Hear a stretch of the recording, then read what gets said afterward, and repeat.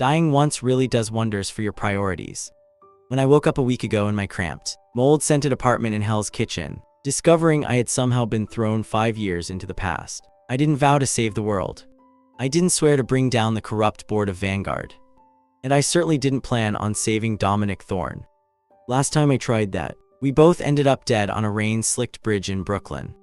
So, my grand master plan for this second chance at life absolute, unadulterated laziness. I call it the salted fish philosophy: do nothing, expect nothing, and above all, avoid Manhattan billionaires with a god complex. Which is exactly why it was so incredibly annoying when the door to my dingy legal aid clinic was kicked open at exactly 2:00 p.m. on a sweltering Tuesday. I didn't even look up from the ancient, buzzing fan oscillating on my desk. I just took a long, obnoxious slurp of my iced peach tea. The plastic straw made a delightfully trashy sound against the bottom of the cup. "We're closed for lunch," I mumbled, flipping a page of the comic book hidden inside a torts textbook. "It's 2 in the afternoon." That voice cold-clipped, dripping with the kind of casual arrogance that only came from generational wealth and a severe lack of emotional intelligence. I pushed my glasses down the bridge of my nose and peered over the rim. There he was, Dominic Thorne, CEO of Vanguard, the man, the myth, the massive pain in my ass. He was standing in my 2-star clinic wearing a charcoal gray Italian suit that probably cost more than my entire building. His hair was perfectly swept back, his posture terrifyingly rigid.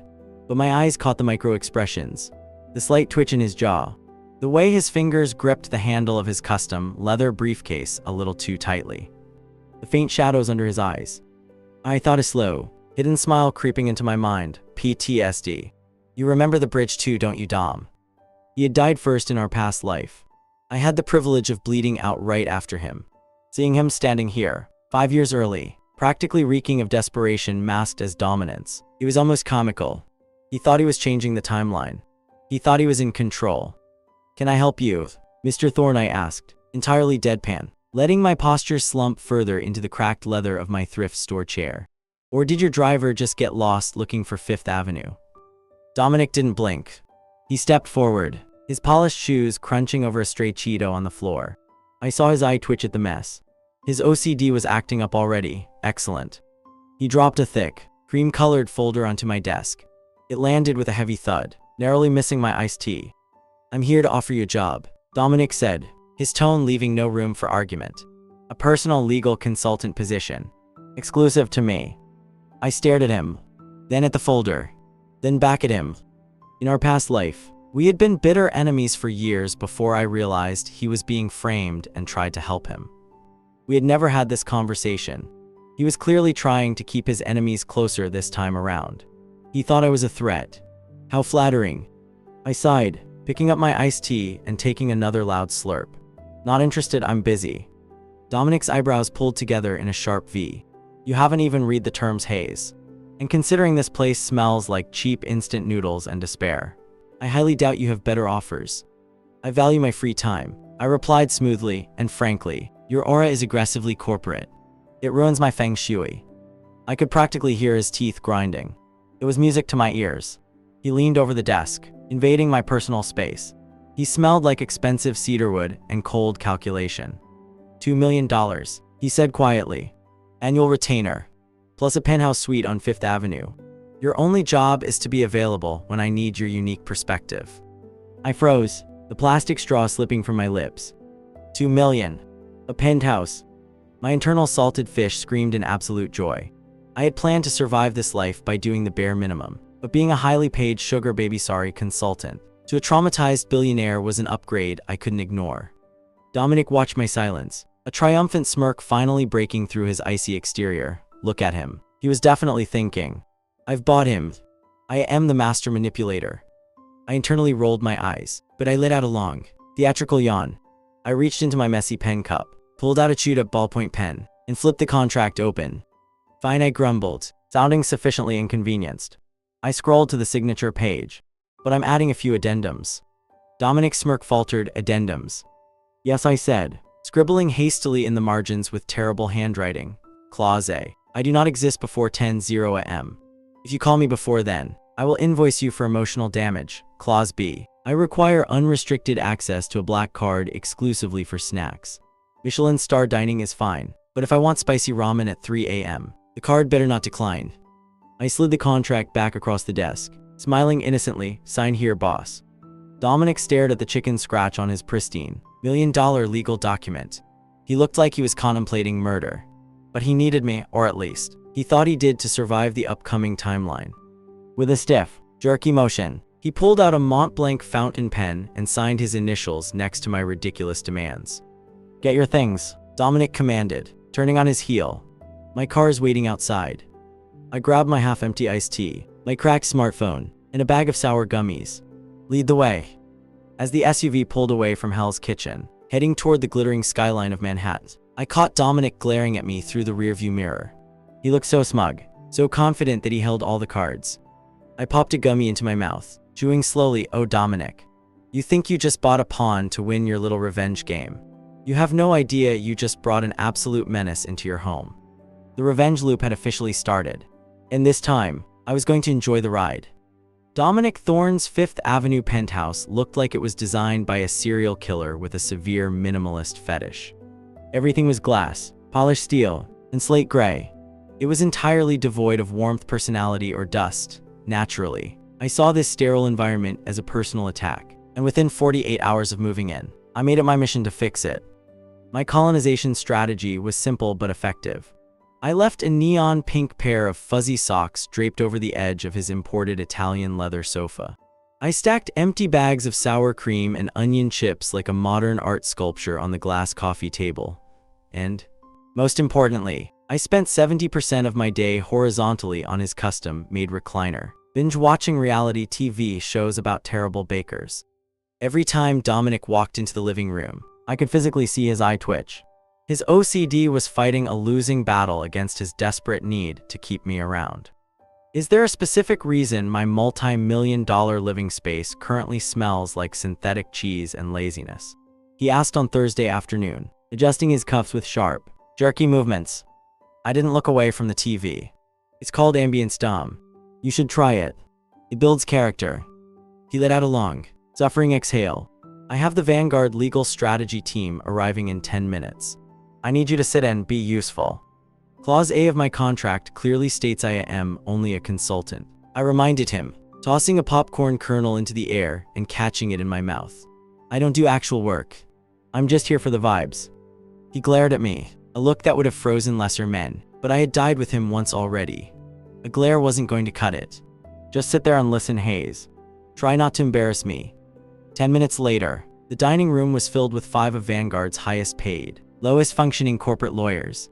They were wearing identical pinstripe suits, sweating profusely under Dominic's icy gaze, and currently presenting the worst legal defense strategy I had heard in 2 lifetimes. They were discussing the impending federal inquiry, the one that had ultimately led to our downfall in the previous timeline.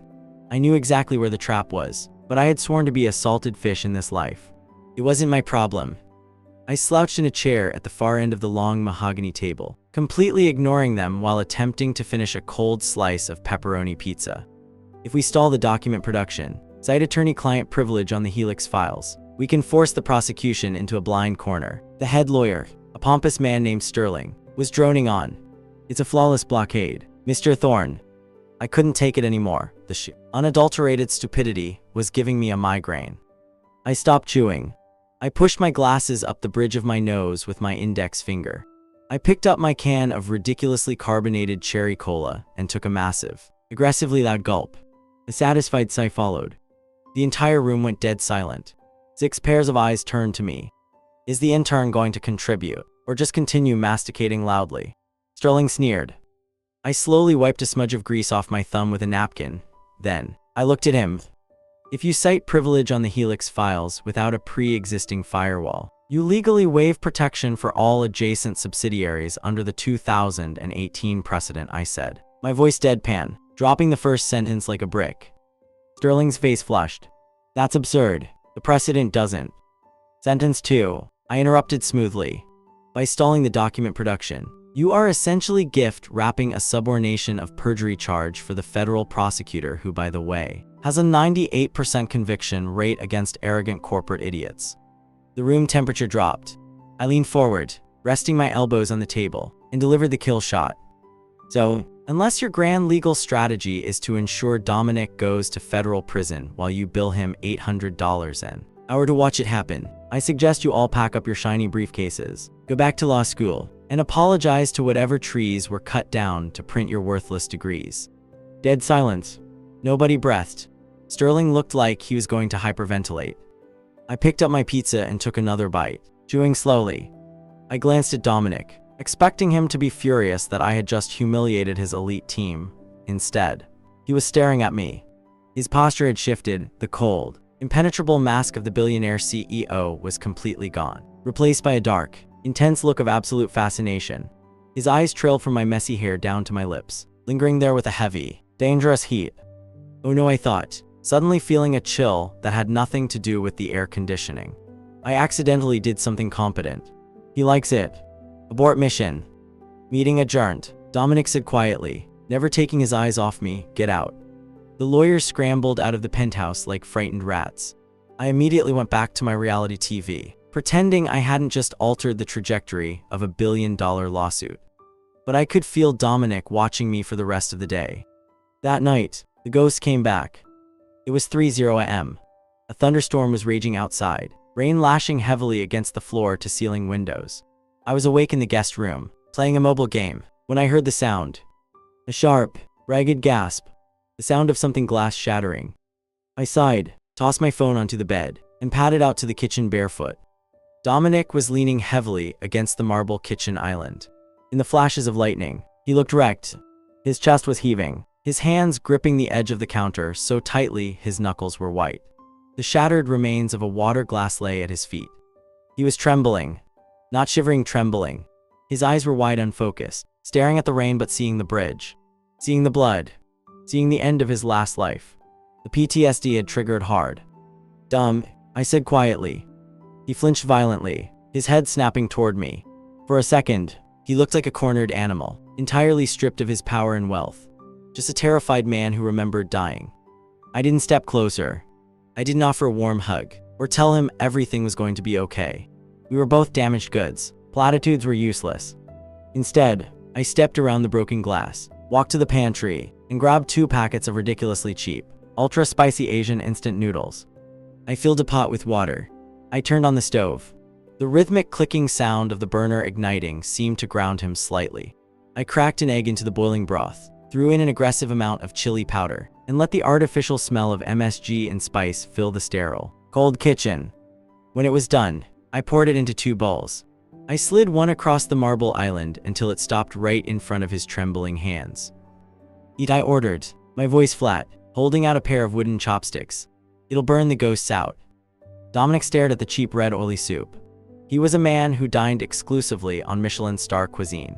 He had probably never seen a meal that cost less than 50 cents in his life. Slowly, shakily, he reached out and took the chopsticks. He took a bite. He immediately started coughing, his eyes watering from the sheer spice level. But his hand stopped shaking. The heat forced him back into his body, pulling him away from the bridge and back into the present. We stood there in the dim kitchen, listening to the rain, eating cheap noodles in total silence. When he finished the broth, Dominic set the bowl down. He looked at me, his breathing finally steady, his eyes reflecting the city lights. There was no arrogance left in his expression, only a profound, silent gratitude. I yawned, scratching the back of my neck. If you deduct the cost of those noodles from my paycheck, I'm quitting. Dominic let out a sound that was half sigh, half laugh. Go to sleep, Jasper, he murmured softly. I turned and headed back to my room. My salted fish plan was officially falling apart. I was supposed to be a parasite, not a lifeline. But as I closed my door, I couldn't deny the undeniable truth. We were tied together now, and the storm was just beginning. Victoria Sterling was a walking manifestation of corporate greed, nepotism, and terrible floral perfume.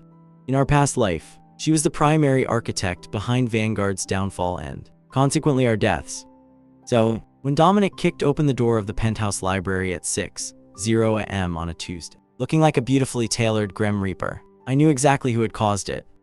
Victoria leaked a fabricated dossier to the Wall Street Journal, Dominic announced, his voice tight, his jaw clenched so hard I thought his teeth might shatter. She's filed an emergency injunction. She's claiming Vanguard has been funneling billions into Cayman Island shell corporations to evade federal taxes. We have a preliminary hearing at noon. I was lying upside down on a velvet chaise lounge, trying to beat a ridiculously difficult level on my Nintendo Switch. I didn't even blink. Tell Sterling to handle it, I mumbled, aggressive button mashing echoing in the silent tense room. He bills you $800 an hour. Make him earn it. Dominic marched over, snatched the console out of my hands, and glared down at me. The dark shadows under his eyes were prominent today. Sterling is an idiot, and you know it. I need you in that courtroom, Jasper. Get dressed. I groaned, letting my head flop backward off the edge of the lounge. If I go, I want a 50% increase in my snack allowance. And a matcha latte venti. With oat milk. I will buy you the entire Starbucks franchise. Dominic snarled. Just put on a suit. I compromised by wearing a suit, but throwing an oversized, horribly wrinkled beige trench coat over it. I looked less like a high-powered legal consultant and more like a tired detective from a 1990s noir film. Dominic hated it. I felt fantastic. The federal courthouse in Lower Manhattan was a circus. Dozens of cameras flashed like strobe lights as Dominic's security detail carved a path through the screaming reporters. Dominic was in his element, cold, untouchable, the perfect billionaire CEO. I shuffled behind him, actively hiding inside my giant coat and sipping my venti iced matcha latte. Inside courtroom 302, the atmosphere was suffocating.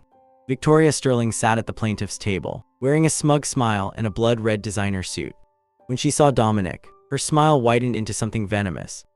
The hearing began, and it was a disaster from minute one. Victoria's lead attorney presented a thick stack of printed ledgers, aggressively arguing for an immediate freeze of Vanguard's assets.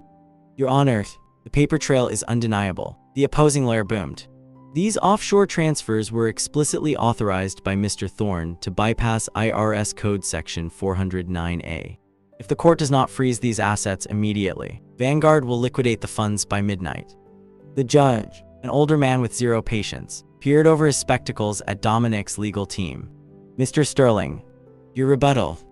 Sterling, the pompous idiot from Act 2, stood up, sweating through his expensive pinstripes. Your Honor, we strongly object. These documents are entirely circumstantial, and we need time to verify their authenticity. Time, Victoria interrupted, standing up with a theatrical gasp. Your Honor, they are stalling to destroy the evidence. The judge frowned, raising his gavel. I am inclined to agree with the plaintiff. Unless the defense can provide a substantive reason to doubt these ledgers right now, I will grant the injunction. Dominic went completely rigid next to me. If the assets were frozen, Vanguard stock would plummet within the hour. It was the exact trap that had cornered him in our last life. He looked at me, a silent, desperate demand in his eyes. I let out a long, suffering sigh. So much for being a salted fish today. I stood up slowly. The entire courtroom went dead silent, staring at the messy-haired guy in a wrinkled trench coat. I pushed my glasses up the bridge of my nose with a single finger. I raised my iced matcha latte and took a massive, obnoxiously loud slurp. The sound echoed terribly in the quiet room. Victoria sneered. Who is this? Is Vanguard employing homeless people now? I lowered my cup, wiped a drop of green milk from my lip, and looked directly at the judge. Your Honor, if I may interrupt this fascinating, though remarkably poorly written, work of amateur fiction I started, my voice bored flat, and carrying perfectly across the room. Victoria flushed red. Objection. This is highly irregular. I direct the court's attention to page 42 of the plaintiff's undeniable dossier. I cut her off smoothly, not even looking at her. Specifically, the transaction timestamps routing through the Cayman servers. The judge flipped to the page, frowning. What about them, Mr. Hayes? They're formatted in ISO 8601 standard, I stated, leaning casually against the defense table. Which is standard practice, however. The metadata encoding explicitly uses a specific software patch. Oracle version 19.3, Your Honor. That patch was released to the public exactly 14 days ago. A murmur rippled through the courtroom. I took another slow sip of my latte, enjoying the sudden, horrifying realization dawning on Victoria's face. The plaintiff is claiming these offshore transfers happened in 2021, I continued, dropping my voice into a cold, mocking drawl. Yet the documents were miraculously generated using software that didn't exist until 2 weeks ago.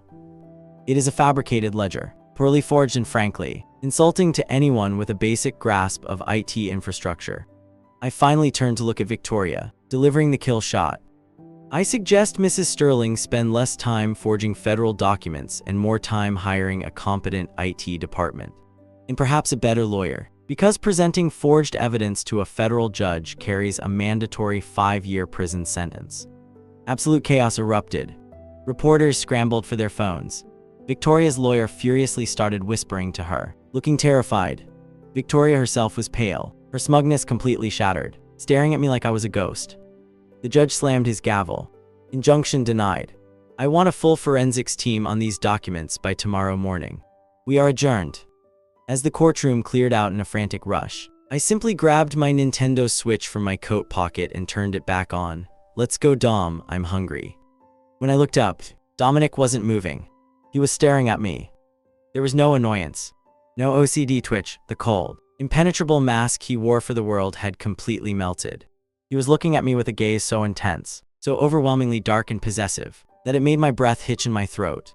It was the look of a starving man who had just found a feast.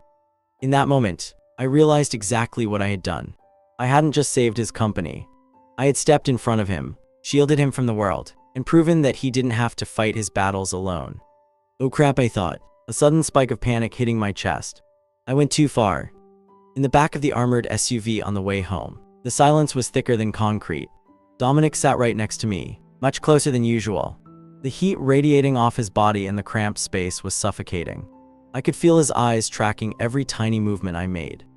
You knew exactly how to dismantle her, Dominic murmured, his voice low, rough, dangerous rumble that sent a shiver down my spine. You didn't even look at the file. I'm just a very good guesser. I lied smoothly, closing my eyes and leaning my head against the window. I'm taking a nap. Do not perceive me. I pretended to sleep for the rest of the ride, keeping my breathing even and steady. But I could feel his gaze on me the entire time, a heavy, burning weight. My salted fish plan was officially dead and buried. I hadn't just become a parasite, I had become his absolute obsession. I blame the weather. In every terrible, poorly directed cinematic cliché, bad things always happen when it rains. Tonight was no exception. It was 11:30 p.m. We were heading back to the penthouse after a mandatory, excruciatingly boring Vanguard board dinner. Outside the tinted windows of our armored SUV, a torrential downpour was actively trying to drown Manhattan. Inside the car, the tension was thick enough to choke on. Ever since the trial, Dominic had dropped all pretenses of maintaining a professional distance. He was currently sitting next to me, staring at the side of my face with that heavy, dark, possessive intensity that made my skin prickle. I was aggressively ignoring him by playing Animal Crossing. You haven't asked for a raise, Dominic suddenly said, his deep voice cutting through the sound of the rain. You saved my company. You could ask for millions. Why haven't you? I don't need millions, I replied without looking up from my screen. I just need you to fund my snack account and pretend I don't exist. Which you are currently failing at, by the way. He shifted closer. The scent of rain cedarwood, an expensive cologne wrapped around me. I can't do that, Jasper. Not anymore. Before I could formulate a suitably sarcastic rejection, the SUV lurched violently. A deafening crunching sound echoed through the cabin as metal slammed into metal. My switch flew out of my hands, hitting the floorboard. Marcus, Dominic's highly trained driver, cursed loudly as he wrestled with the steering wheel. Sir, brace yourselves, Marcus yelled over the intercom. We have company. I looked out the window. Two massive, matte black Escalades with no license plates had flanked us on either side.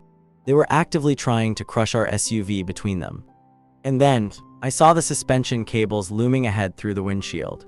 The steel arches, the flashing yellow lights in the rain. The Brooklyn Bridge.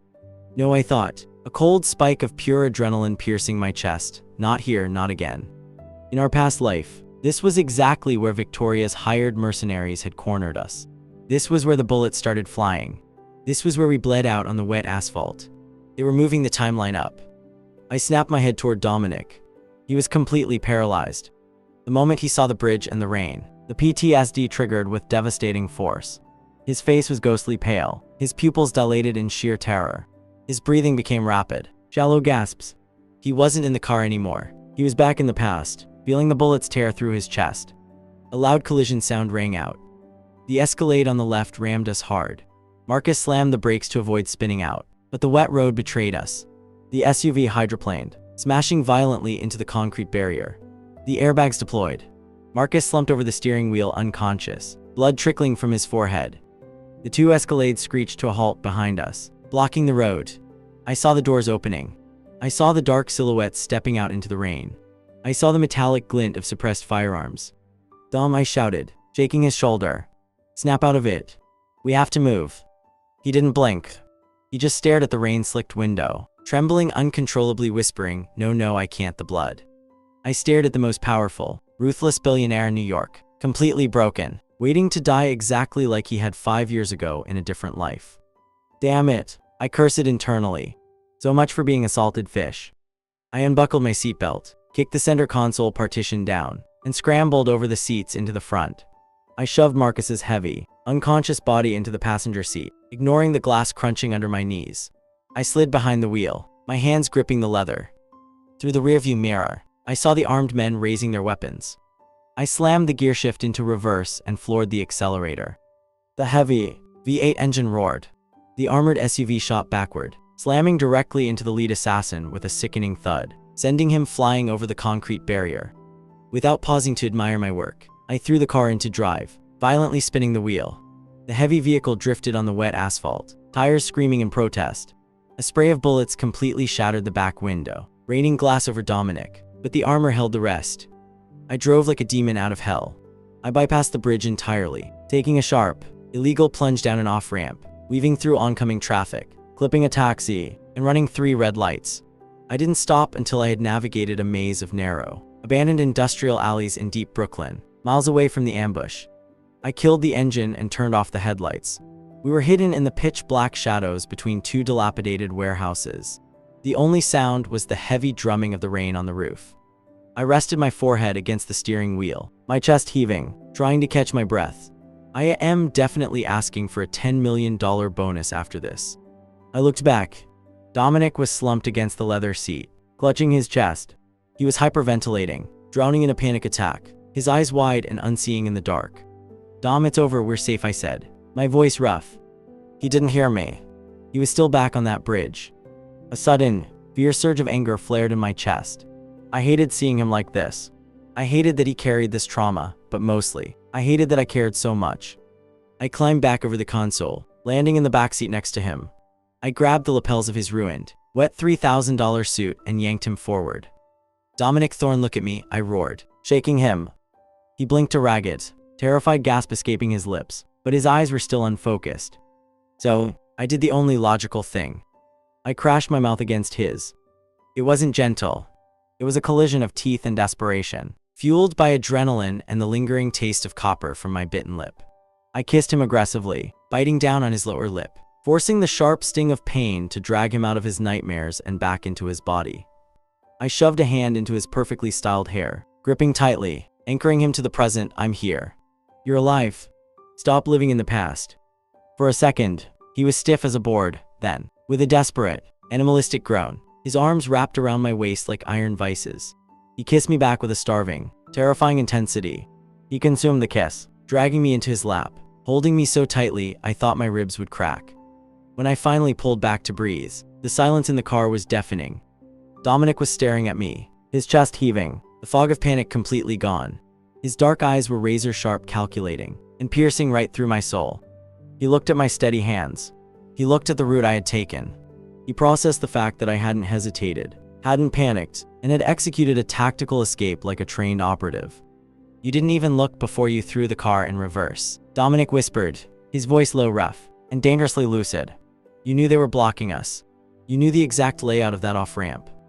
I froze, realizing my fatal mistake. In my rush to save him, I had used knowledge I shouldn't have. Dominic's grip on my waist tightened. "You knew they were coming, Jasper." The gig was up. The safe house in Bushwick was a dusty, abandoned loft that smelled faintly of mold and stale beer. It was decidedly lacking in imported Italian leather and climate control.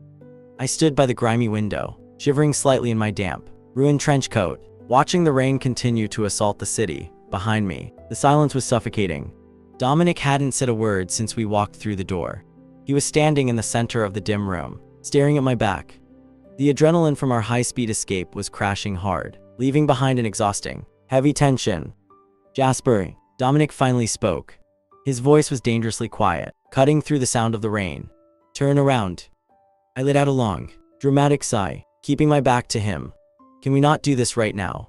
I haven't eaten in 6 hours. I nearly got shot. And my socks are wet. Wet socks, dumb.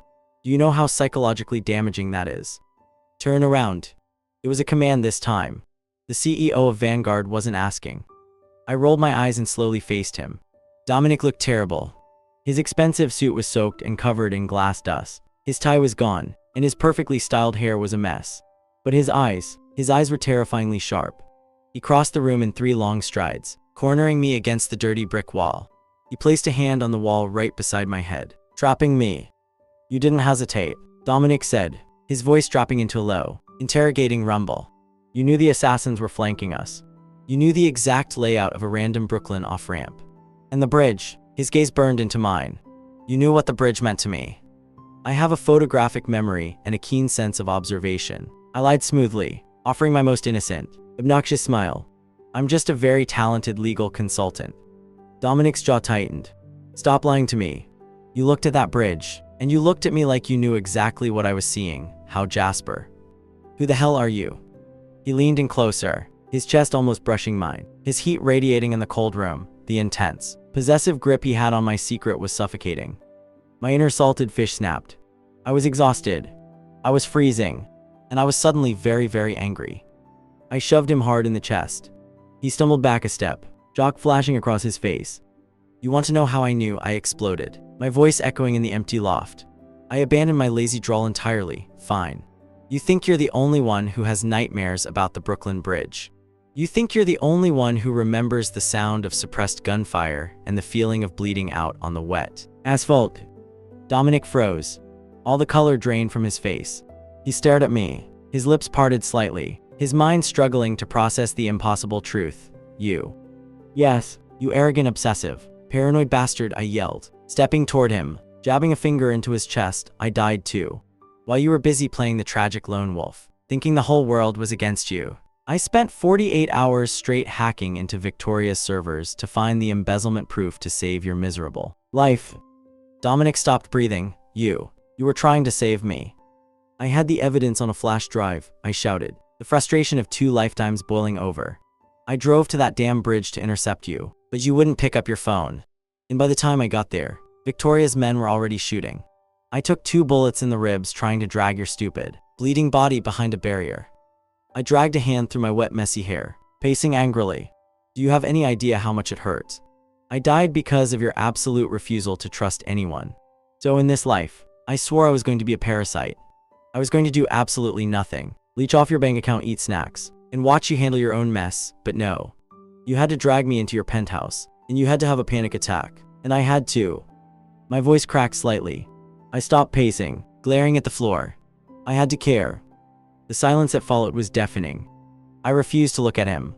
I had ruined my perfect retirement plan. I had exposed my biggest vulnerability. Then, I heard a ragged, shuddering intake of breath. Before I could look up, Dominic moved. He didn't just step toward me. He collided with me. His arms wrapped around me with a desperate, crushing force, pulling me flush against his chest. He buried his face in the crook of my neck. I stiffened. The most powerful, ruthless billionaire in Manhattan was trembling. I'm sorry, Dominic whispered against my skin, his voice completely broken. God, Jasper, I'm so sorry.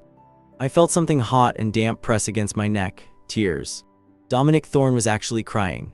The impenetrable Ice King had completely shattered. The immense, agonizing guilt of realizing that his worst enemy in the past life had actually died trying to save him was tearing him apart. He held onto me like a drowning man, his hands gripping the back of my ruined coat so tightly his knuckles must have been white. I thought I was alone, he choked out. I thought you hated me. I didn't know you bled for me. I stood there like a rigid board for a long moment. I was terribly awkward with genuine emotional vulnerability. It completely ruined my feng shui. With a heavy sigh, I slowly raised my arms and awkwardly patted his broad back. Okay. Settle down. You're ruining my aesthetic. If you wipe your snot on my coat, I'm adding another million to my retainer.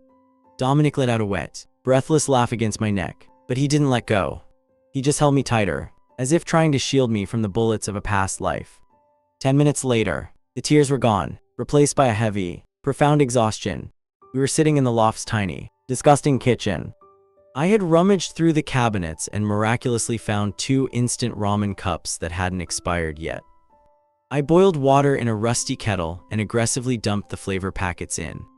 I slid a steaming cup of cheap artificial, MSG-loaded noodles across the scratched wooden table. "Eat," I ordered, pushing my glasses up my nose. "It's the only way to warm up." Dominic looked at the plastic cup. He looked at the flimsy plastic fork. Then, he looked up at me. His eyes were red-rimmed, stripped of all arrogance, leaving only a raw, overwhelming devotion that made my chest tighten dangerously. Without a word of complaint about the lack of truffles or caviar, the Billionaire CEO picked up the plastic fork and started eating the cheap noodles. He drank every last drop of the spicy broth. We sat in the dim light, the sound of the rain outside finally feeling less like a threat and more like a barrier keeping the rest of the world away. The secrets were gone. The game was over. My salted fish days were officially, irrevocably dead. Dominic set the empty cup down. He reached across the small table and gently, carefully intertwined his fingers with mine. "No more running, Jasper," he murmured, his thumb brushing my knuckles. I looked at our joined hands, then took a slow, loud slurp of my own noodles. Fine, I thought, but I am definitely making him buy me an island for this.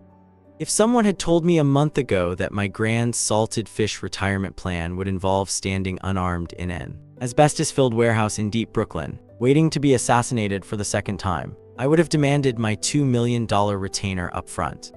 "This place is giving me a respiratory infection just by looking at it," I complained, kicking a stray piece of rusted pipe across the concrete floor. Dominic stood beside me in the shadows. He had lost the suit jacket and rolled up the sleeves of his black dress shirt. He looked like a lethal, high-fashion cover model. He reached out, his warm fingers wrapping securely around the back of my neck, grounding me. "Just stay behind me when they breach," Dominic murmured, his voice a low, protective rumble. "Absolutely not," I scoffed. "You have a terrible track record with bullets, Dom. Let me do the talking. You just do the hitting." Before he could argue, the heavy metal doors of the warehouse shrieked open. A dozen tactical flashlights cut through the dusty darkness, blinding us. The sharp, metallic clicks of automatic weapons being cocked echoed in the cavernous space. We were completely surrounded. From behind the wall of armed mercenaries, a familiar, nauseating scent of terrible floral perfume drifted into the air. Victoria Sterling stepped forward, flanked by 3 nervous-looking members of Vanguard's corrupt board of directors, including our favorite pompous idiot Sterling. Well, Victoria purred, a triumphant, wicked smile twisting her face. She held a suppressed pistol, pointing it lazily in our direction. "The untouchable Dominic Thorne, cornered like a rat. And you brought your little pet lawyer to die with you." Dominic shifted smoothly, angling his body to shield mine. His muscles recoiled tight, his dark eyes scanning the room, analyzing the sightlines and the sniper positioned on the catwalk above. "Victoria," Dominic said, his voice cold and commanding. "You realize if I disappear, the federal fail-safes I've set up will expose all of you by dawn." "Oh please. We have your private server keys. Once you're dead, you'll take the fall for everything." Victoria laughed, raising her gun. "Any last words, Mr. Thorne?" I let out a loud, highly exaggerated yawn. The entire room froze. Even the mercenaries looked confused. I casually stepped out from behind Dominic's broad shoulders. I reached into the deep pocket of my ruined trench coat, pulled out a slightly crushed box of apple juice I had stolen from the safe house, and aggressively stabbed the tiny plastic straw into it. A loud sipping sound echoed clearly in the tense, deadly silence of the warehouse. Victoria's face flushed with rage. "What the hell are you doing?" "Just hydrating before a performance," I drawled, tossing the empty juice box aside. I pushed my glasses up my nose with my index finger and looked directly at Sterling, who was sweating profusely next to Victoria. "Actually, Victoria, I'm glad you asked for last words," I said, my voice cutting through the space with absolute, lazy precision. "Because I wouldn't be pointing that gun at Dominic if I were you. I'd be pointing it at Sterling." Sterling flinched violently. "Shut up. Don't listen to this parasite, Victoria, shoot them." I didn't even blink. Interesting choice of words, considering you rooted 25% of Victoria's Cayman Islands slush fund into your own private cryptocurrency, wallet last Tuesday at 4:00 a.m. Victoria stiffened, her gun wavering. She slowly turned her head towards Sterling. "What is he talking about?" "It's a lie," Sterling shrieked, taking a step back. "Is it?" I tilted my head, offering a shark-like smile. "The transaction hash is 0x4F8A. Do you want me to recite the rest?" And let's not forget about board member Davis over there.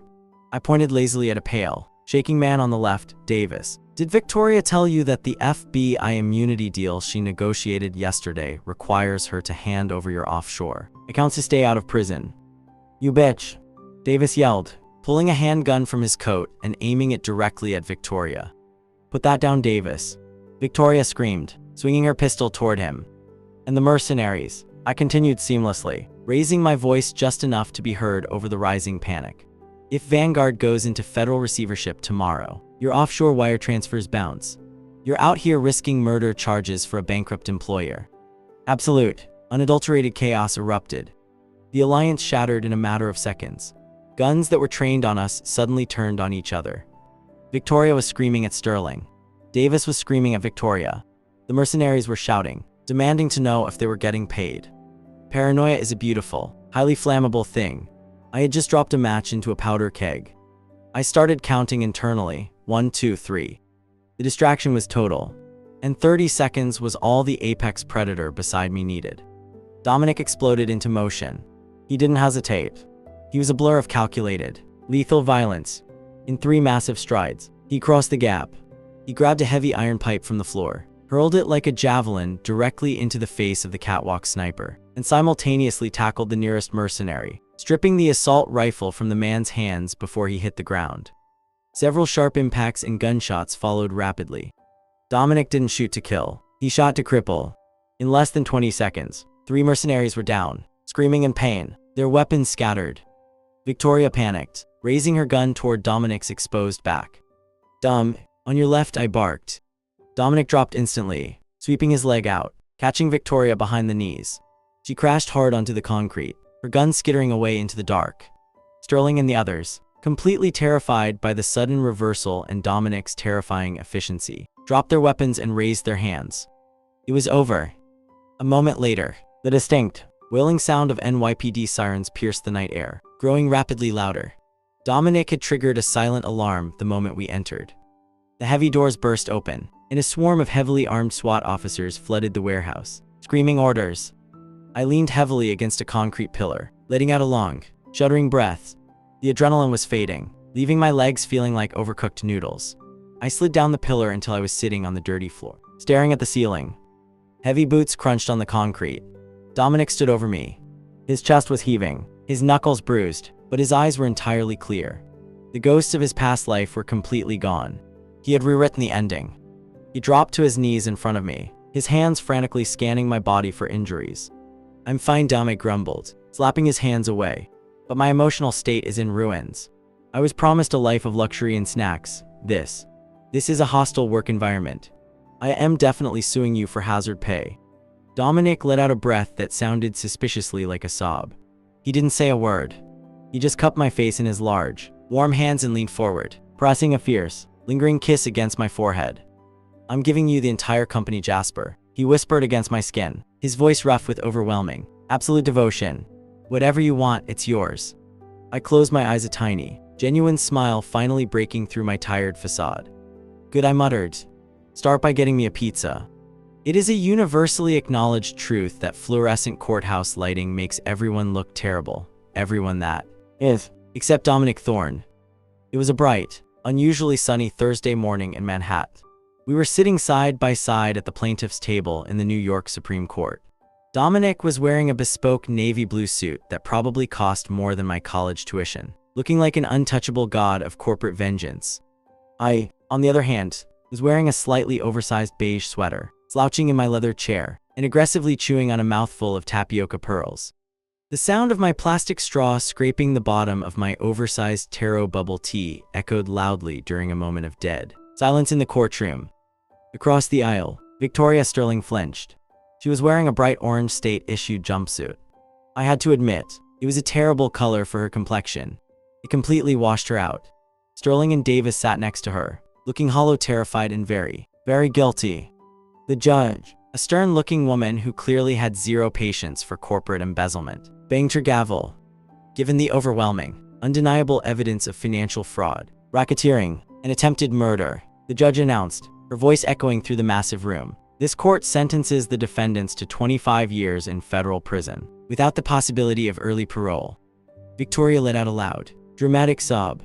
Sterling buried his face in his hands. I took another slow sip of my bubble tea. Ah, sweet, sugary justice. It was almost anticlimactic. With the offshore server data I had hacked, combined with the recorded confessions Dominic had extracted from the mercenaries in Brooklyn, the trial had been a slaughter. They didn't stand a chance. The ghosts of our past life were officially legally and permanently buried. Dominic didn't even look at them as they were handcuffed and led away by the bailiffs. He turned his head, his dark, intense gaze landing entirely on me. "Stop looking at me like you want to eat me," I muttered, pushing my glasses up my nose. "We are in a court of law, Dom. Respect the aesthetic." A slow, devastatingly handsome smile spread across his face. He reached over, completely ignoring the remaining lawyers in the room, and wiped a tiny drop of taro milk from the corner of my mouth with his thumb. "Let's go home, Jasper," he murmured, his voice a low, rough rumble that still managed to send a completely involuntary shiver down my spine. Exiting the courthouse was like walking into a war zone. The grand marble steps were completely swarmed by hundreds of reporters, paparazzi, and screaming news anchors. The moment the heavy oak doors opened, a blinding tidal wave of camera flashes erupted. Mr. Thorne, is it true Vanguard is facing a leadership restructure? Mr. Hayes, what is the exact nature of your relationship with the CEO? Dominic's massive security detail instantly formed a protective wall around us. Usually, Dominic would ignore the press entirely, donning his impenetrable Ice King mask and walking straight to the armored SUV. Today, however, he stopped dead in the middle of the stairs. The press immediately went feral, microphones shoving past the bodyguards. "Dominic, what are you doing?" I hissed quietly, trying to hide behind his broad shoulders so the cameras wouldn't capture my messy hair. "My social battery is at 2%. I require horizontal resting immediately." Dominic didn't answer. Instead, he calmly reached inside his tailored jacket and pulled out a sleek, thick black folder. He handed it to me. I frowned, taking it cautiously. "What is this?" "If it's more paperwork, I am officially resigning." "Open it," he commanded softly. I flipped the folder open. I scanned the first page. Then I scanned it again, my brain, usually functioning at genius-level speeds, suddenly short-circuited. "Dumb," I said slowly, my voice entirely flat. "This is a transfer of equity for 90% of Vanguard's holding shares." "Yes," Dominic replied, not breaking eye contact with me, completely ignoring the hundreds of cameras capturing this moment live on national television. "Yo, you are giving me a multi-billion-dollar multinational corporation," I stated, staring at the paper. "I promised you the company in Brooklyn," he said simply. "I don't break my promises." The reporters around us were losing their absolute minds. People were screaming questions, furiously typing on their phones. "Dominic, I am a salted fish," I yelled, feeling a stress headache forming. "I want to do nothing. Do you know how much tax paperwork this is going to generate? I am going to have to hire an entire accounting firm just to manage my laziness." Dominic let out a low, incredibly fond laugh. Then, he reached into his pocket again. He pulled out a small, matte black velvet box. The entire crowd of reporters collectively gasped. The flashing cameras doubled in speed, looking like a strobe light show. Dominic didn't kneel. That wasn't his style. He just stood there tall, powerful, and overwhelmingly devoted. He flipped the box open. Resting on the dark velvet was a ring. It wasn't traditional. It was a thick, sleek band of brushed platinum, embedded with a rare, completely flawless rectangular black diamond. It looked heavy, expensive, and aggressively arrogant. It looked exactly like him. "I couldn't protect you in the last life, Jasper," Dominic said, his voice dropping so low that only I could hear the raw, bleeding vulnerability in it. "But in this one, my life, my wealth, my company, they all belong to you. Marry me." I stared at the ring. I stared at the multi-billion-dollar contract in my other hand. Then, I looked up into his dark, obsessive eyes. I let out a long, heavy sigh. "It looks like a ridiculously cheesy, capitalist tracking device," I complained loudly. Dominic's smile only grew wider. He knew me too well. But I continued, shoving my half-empty bubble tea cup into the hands of a very confused nearby bodyguard, and extending my left hand toward him. "If you think I'm letting you manage my snack budget without legal oversight, you're delusional. Put it on." Dominic's breath hitched. He slipped the cold, heavy ring onto my finger. It fit perfectly. He didn't let go of my hand. Instead, He pulled me flush against his chest and kissed me, right there on the steps of the Supreme Court, in front of the entire world. It was completely unprofessional. It was a PR nightmare. And it was exactly what we deserved. 2 hours later, the Fifth Avenue penthouse was dead silent. The storm outside had cleared, leaving a beautiful, glowing sunset over the Manhattan skyline. I was lying horizontally on the expensive Italian leather sofa, still wearing my oversized sweater, with my bare feet resting directly on Dominic's lap. The 90% equity contract was casually tossed onto the glass coffee table, currently serving as a coaster for a can of cherry cola. Dominic was sitting at the edge of the sofa, dressed down to a black t-shirt and sweatpants, his laptop balanced on his knees, typing away. He looked entirely relaxed. The shadows under his eyes were completely gone. I stared at the heavy black diamond on my finger. It caught the light of the setting sun, flashing dangerously. "Dumb," I called out, my voice lazy and demanding. "Yes, fiancé," he answered smoothly, not looking up from his screen. He sounded far too smug using that word. "I'm hungry." He finally stopped typing and looked at me, raising a single, perfectly sculpted eyebrow. "We have a private chef on call, Jasper. He can prepare Wagyu beef, truffle risotto, or..." "No," I interrupted, rolling over onto my stomach and giving him my best, most obnoxious grin. "I want the cheap, ultra-spicy instant ramen. The ones that come in the red plastic cup. And I want you to make it." Dominic stared at me. The CEO of a billion-dollar empire. A man who used to terrify Wall Street with a single phone call. He let out a long, suffering sigh, closed his laptop, and carefully moved my feet off his lap. "2 flavor packets or 1, he asked, walking resignedly toward the kitchen. "2, and crack an egg in it," I yelled after him. I settled back into the soft cushions, closing my eyes, listening to the clatter of pots and pans coming from the kitchen. A small, genuine smile touched my lips. My salted fish retirement plan hadn't exactly gone the way I expected. I was somehow the majority shareholder of a megacorporation, and I was engaged to a man with severe control issues. But as the smell of artificial spices and boiling water filled the penthouse, I realized something important. I had definitely won the revenge loop.